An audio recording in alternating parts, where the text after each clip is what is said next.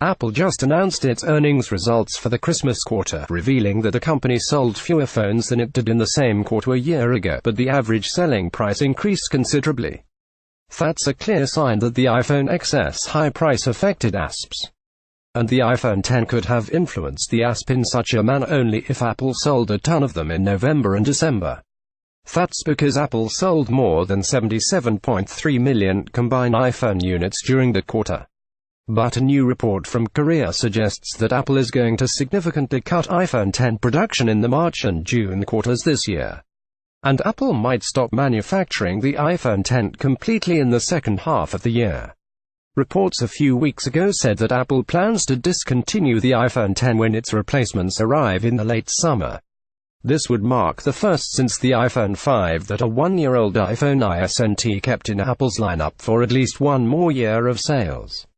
However, Business Korea now says that Samsung told partner firms that Apple will buy just 20 million OLED displays in the first quarter of the year, which represents a 50% decline in sales.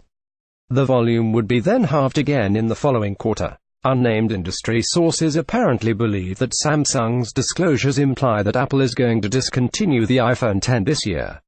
Because Samsung is the only supplier of OLED panels for the iPhone X, Apple's orders with Samsung Display reflect future iPhone X production. Component makers are worried about the rate of decline in order quantities, which experts say are unusual.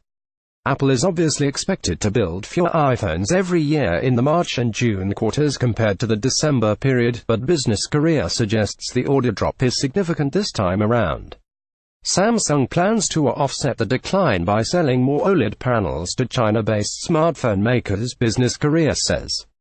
A report from Nikkei a few days ago mentioned the same 20 million and 40 million figures that Business Korea notes in its own story.